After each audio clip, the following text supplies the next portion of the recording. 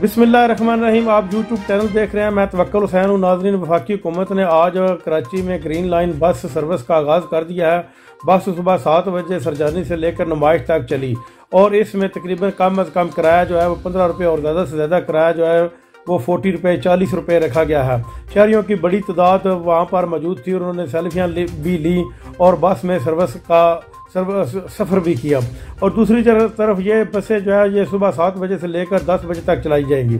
लेकिन आज की एक अहम खबर ये है कि किसानों के लिए जो यूरिया खाद की किल्लत है वो ताहाल बरकरार है और यूरिया खाद दुकानों के ऊपर सरेआम नहीं मिल रही, बल्कि ब्लैक में मिल रही है, वो भी महंगे दामों मिल रही है।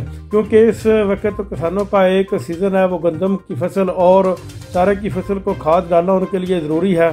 लेकिन हुकूमत की इसके ऊपर नाक़िस कारकर्दगी की वजह से खाद जो है वो आम नहीं मिल रही।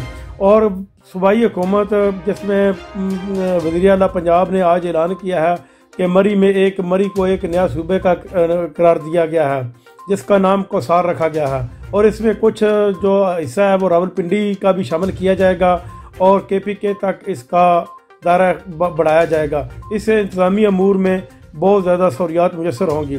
वज़ीर-ए-आज़म पाकिस्तान ने आज अपने एक ट्वीट में कहा है कि हिंदुत्वा जो इंतहा पसंद तंजीम है इसकी पुष्टपनाई जो है वो BJP कर रही है और मोदी सरकार को ये समझना चाहिए कि ये कब तक चलेगा, क्योंकि ये जो भी तंजीम है हिंदुत्वा की इंतहा पसंद ये मुसलमानों के ख़िलाफ़ खुलकर काम कर रही है और मुसलमानों की ज़िंदगी जो इन्होंने अजीरन कर रखी है। अब तक के लिए इतना ही। नाज़रीन, अपना ख्याल रखिएगा। अल्लाह हाफ़िज़।